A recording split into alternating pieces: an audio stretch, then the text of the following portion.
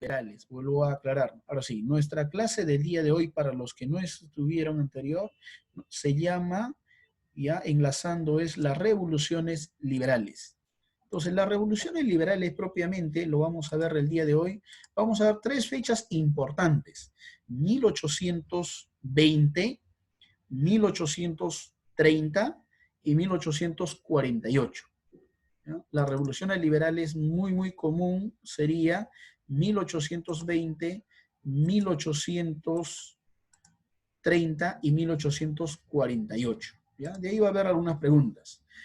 ¿Cómo se nace? Y esto va a ser, creo que, el principio de los nacionalismos, y después de estas revoluciones se van a dar lo que va a ser la unificación italiana y la unificación alemana, ¿no? Bajo el nacionalismo.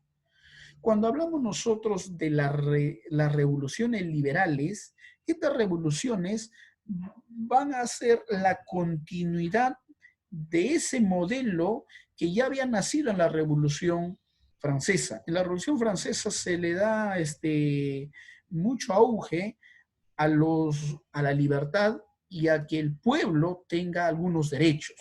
Pero eso no se había puesto en práctica por su totalidad, ya que en el año 1814, con la restauración, va a ser todo lo peor. Esos modelos de libertad, esos modelos de política en cierto favor del pueblo, o sea, lo que sucede en la Revolución Francesa, la división de poderes, de buscar algunos favores a lo que sería al pueblo. Entonces, todo eso va a ser en cierta manera obstruido porque la restauración, ¿ya? Entonces estoy hablando de la Santa Alianza de cuatro países y después de quinto países, la cuádruple alianza y la quíntuple alianza. Me explico mejor. Los países como Austria, Prusia, los imperios de Austria, Prusia, Inglaterra, inicialmente se van a unir, ya de ahí se va a sumar de lo que es Rusia, se van a sumar y decir, ¿no? Que vamos a restablecer la monarquía. O sea, lo que estaba saliendo va a ser en favor del pueblo, lo que era la revolución, va a ser todo lo contrario. Van a tratar de que este modelo no continúe, más bien que regresan al modelo anterior, o sea, al modelo de eso de las monarquías absolutas, ¿ya? Pero no había sido del todo, porque ya este modelo de la Revolución Francesa, de la libertad de los pueblos, en cierta manera buscando ya la liberación de algunos campesinos, de la burguesía que estaba, entonces en cierta manera ellos van a buscar de cómo esa libertad sí se ponga en práctica, de que esos derechos de la división de poderes ejecutivo, legislativo y judicial sí se ponga en práctica. ¿Ya? Y entonces el liberalismo nace como una corriente ideológica a principios del siglo XIX, y esto se va a basar mucho más fuerte en el año 1820, cuando muchos grupos de personas se unen para buscar la libertad y los derechos fundamentales del ser humano. Ahora sí, renundo porque aquí está lo céntrico de la clase, ¿ya? Buscar los principios de las libertades y derechos fundamentales del ser humano. ¿Ya? Y ahí sería el resumen de toda la clase, digamos, en esta parte. Ahora, buscar, ¿cómo lo buscaron? Hubieron, digamos, dos frentes importantes en ese tiempo. Me voy ahora a centrar en el año 1820. El absolutismo y el liberalismo. Por un lado están los de la Santa Alianza, Prusia, Rusia, Austria, Inglaterra, o sea, están buscando que es la monarquía, están buscando que el que debe dominar es una monarquía absoluta, los reyes borbónicos, debe ser el dominio, ¿ya? De ese punto. Y en el otro punto estaba el liberalismo, que están buscando la división de poderes, donde de una u otra manera el ciudadano y la soberanía nacional, o sea, estoy hablando del conjunto de las personas, son los ciudadanos que deben elegir a sus representantes, ¿no? Pues están naciendo.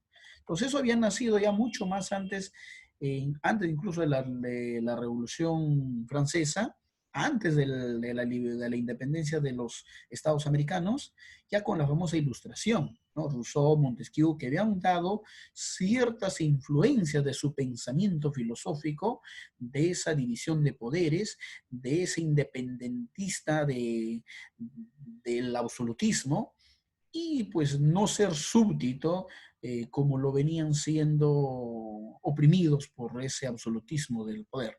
¿Ya? Pasamos al lado siguiente. Entonces, aquí vemos, ¿no? Lo general, lo que sería, ¿no?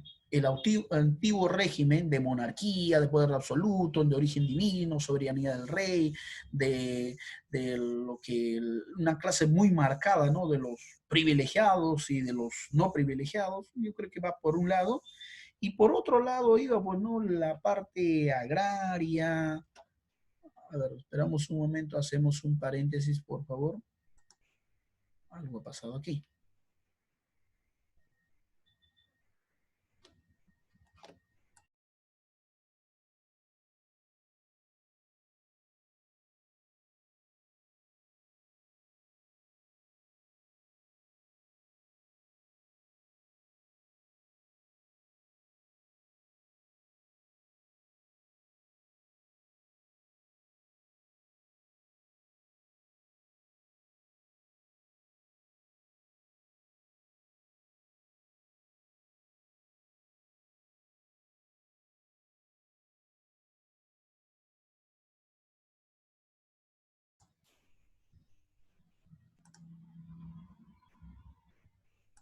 Muy bien. Reanudamos entonces. Hasta aquí, por favor, quisiéramos hacer algunas, por favor, nos gustaría que alguien, por favor, pueda intervenir.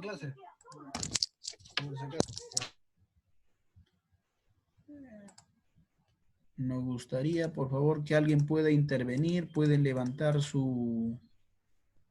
Por favor, necesitamos algunas intervenciones. Ya, profe, no se preocupe. Nos gustaría que alguien intervenga.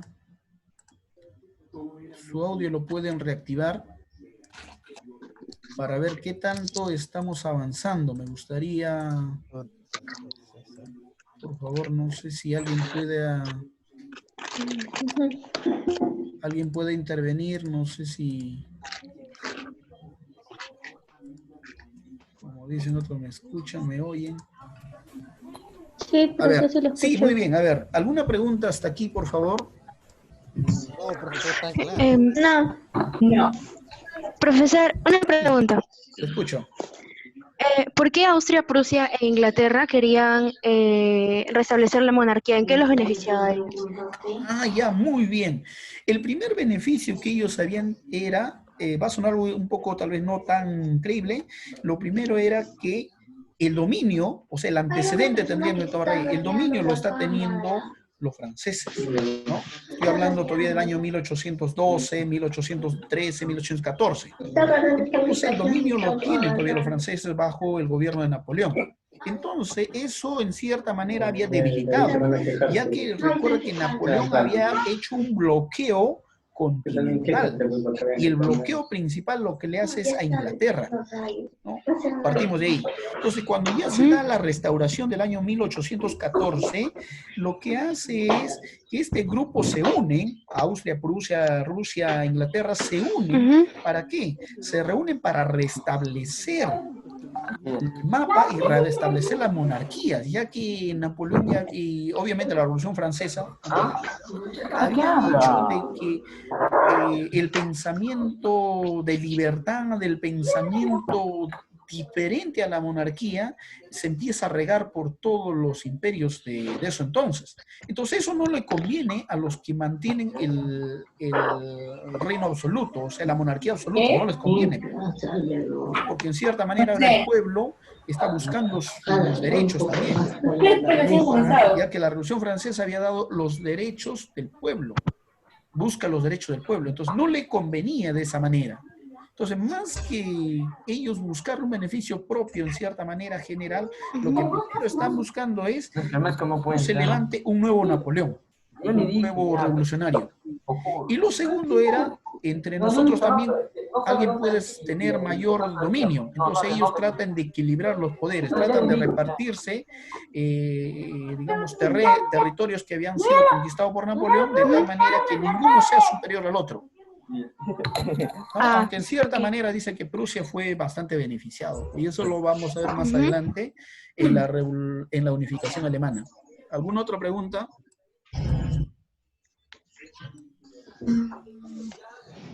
¿Ya? A ver, continuamos entonces. Ya para más adelante dejamos las preguntas. Ya, muy, muy agradecido. Entonces, continuamos, por favor. Entonces, vamos a ver en este punto.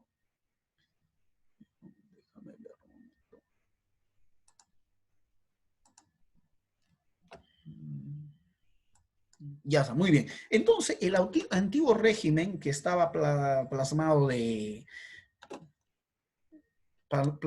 un dominio, plasmado de un modelo pues soberano, de un modelo hasta en cierta manera aristócrata, un dominio absoluto, mientras al otro dominio que se va a dar bajo el liberalismo, ¿no? Aquí ya no hay un dominio necesariamente solamente de un emperador, sino ya están buscando una soberanía nacional, estaban buscando lo que ya se había implantado en la Constitución, la separación de poderes, ya donde en cierta manera la clase baja no sea tan el oprimido, donde la clase baja por lo menos ya tenga derecho a la libertad, y para eso entonces la libertad se entendía en base al sufragio, que ellos ya podían elegir a sus representantes, ¿no? Y eso es lo que sería el liberalismo, ¿no? La revolución liberal, lo que es nuestra clase sería el día de hoy, buscar ese medio, ¿ya? Y en el otro punto sería ya, para más adelante se va a dar, ¿no? Esa es la propiedad privada, no solamente el Estado, sino cada uno también, buscar lo que era el capitalismo y finalmente lo que va a ser el potencial de la industrialización, ¿no? Del cual sí van a ser, porque después de esta clase viene, la siguiente clase se llama la revolución industrial, ¿ya? Muy bien, esperamos un momento, por favor.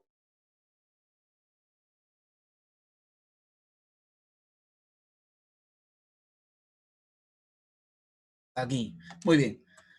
Pasamos ahora sí al lado siguiente. Pero un momento no está. Y ahora sí, ¿no? Vamos a ver lo que se va a dar más adelante, el famoso nacionalismo, el famoso, lo que muchas personas van a tener en su interior, buscar liberarse de sus verdaderos dominios, ¿no? Es una ideología política, el nacionalismo, que busca el derecho de ellos y defenderse en su soberanía nacional, ¿no? De tener un patriotismo. Buscaban eso. Otro de los objetivos principales que se va a dar es de que ellos van a tratar que esa Santa Alianza, esa cuádruple alianza o quíntuple alianza, incluido, o sea, esas monarquías restablecidas ya no continúen, ¿no? Que esas monarquías finalmente terminen. Y para eso vamos a ir, lo que le decía, la famosa Revolución Liberal del año 1820. ¿Ya? ¿En qué se va a dar? Voy a hacer resumir, voy a hacerlo bastante sencillo para ir a preguntas. La revolución del año 1820 van a tratar de que esas monarquías sean derrotadas. Estoy hablando de la de Prusia, Rusia, Inglaterra, todas estas monarquías sean finalmente ya implantadas el nuevo modelo liberal, el modelo de división de poderes, el modelo digamos, un modelo de república, un modelo donde ellos tengan también voz. Entonces, ellos buscaron en el año 1820 su primera libertad de manera general. Pero en cierta manera, como la Santa Alianza todavía estaba fuerte, que recién había sido formado, las alianzas entre Rusia, Prusia, Alemania ¿por qué? Porque ellos habían dicho, no, cualquier modelo que se levante, cualquier revolucionario que se levante, nosotros nos unimos y lo aniquilamos, lo eliminamos, o vamos a luchar juntos para hacer frente de cualquier persona o de cualquier imperio que se levante. Entonces, en ese sentido estaba fuerte todavía. Entonces, va a fracasar en Europa este modelo de libertad. Pero donde dice que no fracasa es cuando los turcos se liberan del Imperio Otomano. Y otro donde no va a fracasar, y esto sí nos agrada mucho a nosotros, es que del año 1814 al año 1824, en América Latina se va a dar esa independencia. América Latina sí logra, en cierta manera, tener estos derechos. Estamos hablando de toda Latinoamérica, desde México hasta el Virreinato de la Plata, estamos hablando de Argentina, todo, entonces incluyendo el Perú, que sí van a obtener sus libertades. ¿Ya? O sea que del todo este modelo de buscar libertades fracasó, no fracasó del todo, ¿no? Turquía y por lo menos Latinoamérica sí fuimos libres. ¿Ya? Eso sería la primera parte. La segunda parte, estamos hablando del año 1800, ¿ya? 1830. En el año 1830, ¿ya? Los franceses van a también tratar de sacarse a esa monarquía, ¿no? ¿Ya? Y va a aparecer un nuevo personaje que se va a llamar Luis Felipe Orleans. ¿Ya? Él va en cierta manera a buscar, apoyado por la burguesía, va a buscar que estas libertades, este nuevo modelo político sí sea implantado allí en Francia y en España y en otros países. Y aquí sí va a haber bastante ya, porque por lo menos los belgas van a obtener su independencia, Polonia, más adelante ya van a hacer un nacionalismo en Prusia, van a hacer otro nacionalismo más adelante, lo que es en Piamonte, Cerdeña, y así van a empezar a buscarse las libertades en muchos otros lugares. Y aquí podemos ver, ¿no? En el año 1830 se establece algún sufragio, lo que se conoce como el sufragio censitario. ¿Qué era el sufragio censitario? Era dar libertad y por lo menos se va a reconocer de que algún grupo de personas ya pueden votar. Una persona estudioso, algunos varones de la parte de la clase media en adelante ya puede sufragar, pero los esclavos y otros de clase baja no pueden sufragar, ¿no? Y las damas obviamente aquí todavía no sufragan, pero por lo menos ya están encontrando respuestas favorables en su lucha de las revoluciones liberales, en su lucha de implantar que esa constitución en la división de poderes y el pueblo sí tenga voz. Otro de los puntos importantes que se va a plantear es que ya se implanta a partir del año 1830 en España a la muerte del emperador Fernando. En este caso está hablando del rey Fernando VII. A la muerte de este rey, de una monarquía más absolutista, en cierta manera, a la muerte de él se va a implantar lo que va a ser el modelo mucho más liberal, el modelo mucho más de representación. Y aquí podemos ver en cierta manera en el mapa, ¿ya? Podemos ver de cómo estas libertades ya se empiezan a dar y en qué países, ¿no? Bélgica, Hannover, Sajonia, Polonia, los estados pontificios, ya van a tener ciertas libertades, Francia incluyendo. Mucho más adelante, ya podemos ver nosotros la revolución que se va a dar a partir del año 1848, y ahí nace un nacionalismo mucho más marcado, ¿no? Y a partir de ahí ya no solamente el voto, voy a regresar un poco, y no solamente era un voto ya más censitario, a partir del año 1848 ya se va a dar un movimiento obrero, y ese movimiento obrero va a buscar una democracia, y esta democracia va a ser implantado cuando se reconoce el voto universal, ¿ya? El voto donde por lo menos los varones y el pueblo ya puede sufragar. Y este liberalismo se va a extender bajo la Revolución Social Obrera, que así también se le conoció, ya el movimiento obrero, y se va a expandir no solamente en Francia, donde va a nacer con fuerza, sino se va a extender en muchos otros países, apoyado por la burguesía. Va a implantarse en toda Europa, se podría decir, poco a poco, ¿no? Y eso va a crecer. Y aquí podemos ver cómo era el liberalismo.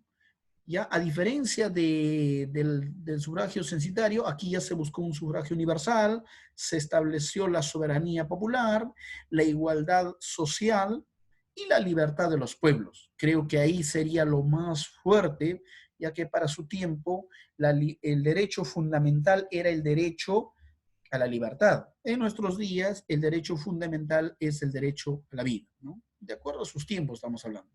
Se proclama una república, van a ser el modelo bastante nacionalista en los austriacos, en los de Prusia, en Piamonte, Cerdeña, y así se va a dar los inicios a la revolución industrial, o sea, de los inventos, y también se va a dar un marcado nacionalismo en Alemania e Italia. Explico mejor, para el nacimiento de los imperios de Alemania e Italia, estoy hablando el nacionalismo marcado en Prusia y el nacionalismo marcado que se va a dar también en Piamonte, Cerdeña. ¿Ya? Creo que por aquí ya estamos haciendo y terminando lo que va a ser este resumen, para no hacerlo tan extenso y tan, digamos, bastantes datos y no entender. ¿Ya? Terminaríamos diciendo, ¿qué se consiguió con las revoluciones liberales? Se consiguió las libertades de América Latina, de Turquía, inicialmente en el año 1820, en el año 1830, Bélgica, propiamente Francia, España, Piamonte, Cerdeña, todos ellos ya en cierta manera obtienen su libertad. ¿Ya? Buscan, ese movimiento obrero va a empezar a tomar fuerza, el pueblo. Y en el año 1848 se termina con las libertades, el nacionalismo mucho más va a crecer en el pueblo y asimismo se va a dar el reconocimiento al derecho del campesino, del obrero, con el derecho al voto universal. ¿Ya? Muy bien, hasta aquí, por favor, hemos terminado con esta parte. Ahora sí vamos a continuar con lo que es algunas preguntas. ¿Ya? Muy bien, continuamos con algunas preguntas. No sé, algo ha pasado con nuestro sistema. A ver, espera un momento, por favor. Algo ha pasado. Aquí está, ya está. Muy bien. Ahora sí, vamos a poner nuestras preguntas. Por favor, hasta aquí. Hacemos